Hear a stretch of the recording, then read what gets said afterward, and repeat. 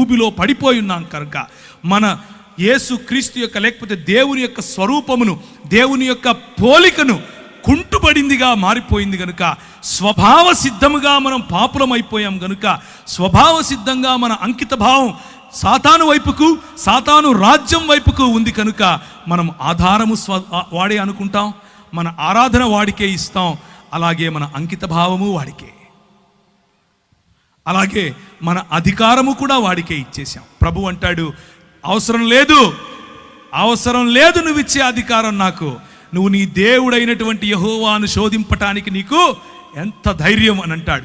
అధికారం నాది, నేను అధికారం తిరిగి తీసుకోవటానికే వచ్చాను, నేను నా రాజ్యమును స్థాపించటానికే వచ్చాను.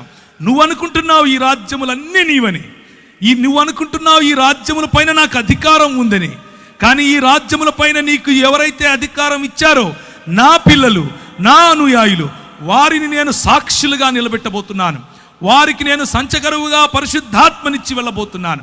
నాకు తోడుగా ఉండి నిన్ను ఓడించటానికి అవసరమైనటువంటి పరిశుద్ధాత్ముడు నేను వారికి ఇచ్చిపోతాను. నీవు నీ దేవుడైనటువంటి యెహోవాను శోధించటానికి నీకు అర్హత లేదు అని కొట్టి పారేశాడు. ఇది దేవుని రాజ్య సువార్త. దేవుని రాజ్య సువార్త ఈరోజు ప్రకటించబడుతున్నట్లుగా వేరొక యేసు కాదు, ఈరోజు ప్రకటింపబడుతున్నట్లుగా వేరొక ఆత్మ కాదు, ఈరోజు ప్రకటింపబడుతున్నట్లుగా వేరొక సువార్త కాదు. మనము నమ్మేటటువంటి యేసు రాజైన యేసు, మనము నమ్మేటటువంటి యేసు రాజులకు రాజైన యేసు, మనము నమ్మేటటువంటి యేసు ప్రభువులకు ప్రభువైన యేసు, మనము నమ్మేటటువంటి